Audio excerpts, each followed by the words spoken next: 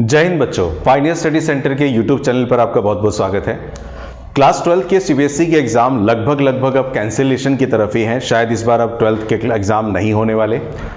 23 मई को जो मीटिंग हुई थी, हाई लेवल मीटिंग हमारे देश में, उसमें जो अभी तय हुआ था उसमें ही कहा गया था कि सभी पक्ष, चाहे वो स्टेट गवर्नमेंट हो, चाहे वो पेरेंट्स हो, चाहे स्टूडेंट हो, 25 मई तक अपनी जो भी राय देना चाहें दे सकते हैं। लेकिन मैक्सिमम नंबर ऑफ जो भी साइट्स हैं सभी ने यही कहा है, सभी पक्षों ने यही कहा है कि एग्जाम फिजिकल फॉर्म में, ऑफलाइन मोड में नहीं होने चाहिए।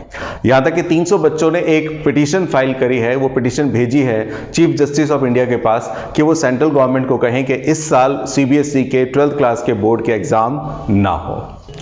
हालांकि सीबीएसई इस साल जुलाई में एग्जाम कराने के बारे में सोच रही है।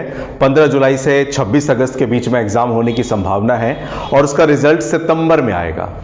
लेकिन उसमें एक और बात है कि अभी सभी सब्जेक्ट्स के एग्जाम होने की पॉसिबिलिटी नहीं है। सीबीएसई कह रही है कि हम केवल मेजर सब्जेक्ट्स के, जो बड़े बड़े सब्जेक्ट हैं, उनका एग्जाम लेंगे।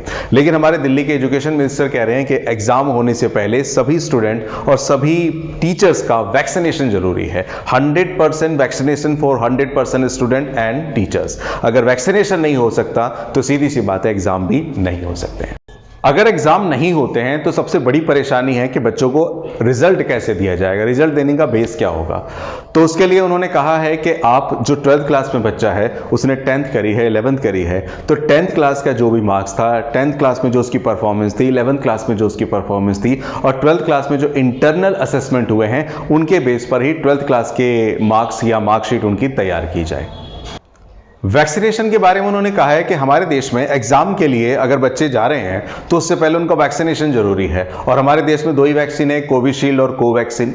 तो उन्होंने कहा है, सेंट्रल गवर्नमेंट को यह राय दी है कि अगर ये दोनों वैक्सीन हमारे देश के बच्चों के लिए अगर पूरी तरह से सही नहीं है, अगर सही नहीं है, ये एक्सपर्ट से बात करके तय होगा, तो उन्होंने कहा है सेंट्रल गवर्नमेंट को कि सेंट्रल गवर्नमेंट फाइजर कंपनी से बात करे, क्योंकि उन्होंने जो वैक्सीन बनाई है वो 12 साल से ऊपर के बच्चों के लिए, अबाउट 12 ईयर एज, 12 साल के बच्चों के लिए पूरी तरह से सही है। उन्होंने उसे अप्रूव कर रखा है। तो अगर वो 12 साल के बच्चों के लिए अप्रूव्ड है तो यहां के बच्चों के लिए भी अप्रूव हो सकता है। तो इसलिए उन्होंने कहा है कि फाइजर को इस बारे में गवर्नमेंट को फाइजर से इस बारे में बात करनी चाहिए।